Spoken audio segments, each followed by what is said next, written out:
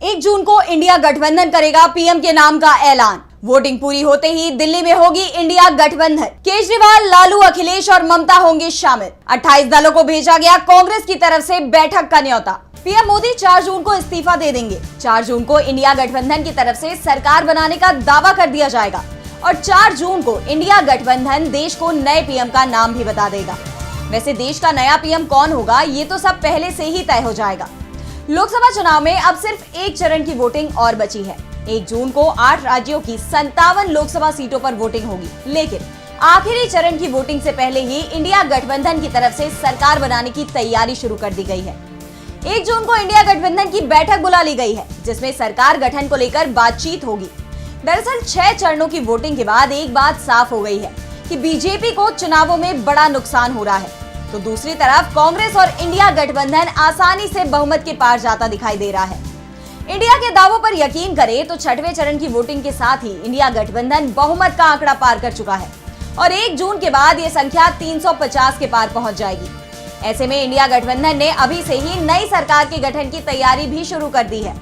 पहले इस बैठक को 1 जून के बाद बुलाने की तैयारी की जा रही थी, लेकिन 2 जून को दिल्ली के सीएम और आप के संयोजक अरविंद केजरीवाल को सरेंडर करना है। उनकी अंतरिम जमानत 1 जून तक की है, इसलिए बैठक को 1 जून को बुलाया गया, जिससे सरकार के गठन में केजरीवाल की राय को भी शामिल किया जा सके।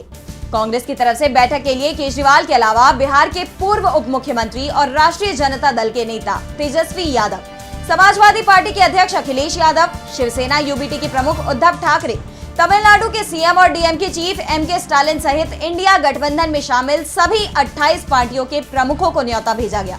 विपक्षी दलों के सभी प्रमुखों को न्योता भेजा गया है। 4 जून को लोकसभा चुनावों के लिए मतगणना होगी। ऐसे में मतगणना से पहले ही इंडिया गठबंधन अपनी पूरी रणनीति तैयार करने में जुटा हुआ है, क्योंकि 4 जून को इंडिया गठबंधन बीजेपी और एनडीए को किसी तरह का मौका देने को तैयार नहीं है। वैसे तो इंडिया गठबंधन के नेता ये मानकर चल रहे हैं कि उनका गठबंधन आसानी से बहुमत का आंकड़ा पार कर लेगा। वो 350 सीटें हासिल कर लेंगे, लेकिन अगर बहुमत का मामला फंसता है तो इसके लिए प्लान बी भी तैयार किया जा रहा है। इंडिया उस स्थिति की भी तैयारी कर रहा है जिसमें उसका गठबंधन एनडीए से आगे तो निकल जाएगा, लेकिन बहुमत से कुछ पीछे रह जाए। ऐसी स्थिति में बीजेपी की तरफ से जोड़ तोड़ की राजनीति भी शुरू हो सकती है और इस बार इंडिया बीजेपी को कोई मौका नहीं देना चाहता। ऐसे में पहले से ही पूरी तैयारी की जा रही है। 1 जून को होने वाली इस बैठक में हर तरह की रणनीति पर चर्चा की जाएगी। वैसे इंडिया गठबंधन की नजर इस समय काउंटिंग पर भी टिकी हुई है। जहां वोटिंग हो चुकी है, वहां ईवीएम की सुरक्षा पर नजर रखने के लिए गठबंधन में शामिल दलों के कार्यकर्ता पहले से ही स्ट्रांग रूम के बाहर तंबू गाड़े डटे हुए हैं। उम्मीदवारों को काउंटिंग के दौरान अंतिम वोट गिने जाने तक काउंटिंग सेंटर नहीं छोड़ने को कहा गया है, जिससे केंद्र के दबाव में किसी भी तरह की गड़बड़ी की संभावना को पूरी तरह से खारिज किया जा सके। इंडिया गठबंधन में जिस तरह से सरकार बनाने की तैयारी शुरू हो गई है, उससे बीजेपी की चिंता बढ़ती दिखाई दे रही है, क्योंकि जिस तरह से पहले दौर के बाद से जनता का मूड दिखाई दे रहा है, उससे बीजेपी डरी हुई दिखाई दे रही है। उसे हर राज्य में बड़े नुकसान का डर दिखाई दे रहा है। शुरुआत में बीजेपी के नेता और खुद पीएम मोदी 400 पार का दावा कर रहे थे, लेकिन जिस तरह से इंडिया गठबंधन के पक्ष में हवा दिखाई दे रही है, उसके बाद सपा चीफ अखिलेश यादव ने तो 400 हार का ऐलान कर दिया है। उन्होंने दावा किया है कि एनडीए को 140 सीटें भी नहीं मिल रही हैं। ऐसे में इंडिया गठबंधन 1 जून को होने वाली बैठक में कई महत्वपूर्ण फैसले कर सकता है।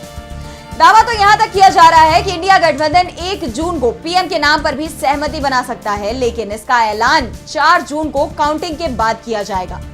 6 चरण की वोटिंग के बाद जिस तरह का आत्मविश्वास इस समय इंडिया गठबंधन में शामिल दलों के नेताओं का दिख रहा है और जो फीडबैक मिल रहा है, उसके बाद अब ये तय माना जा रहा है कि देश में सरकार बदल रही है।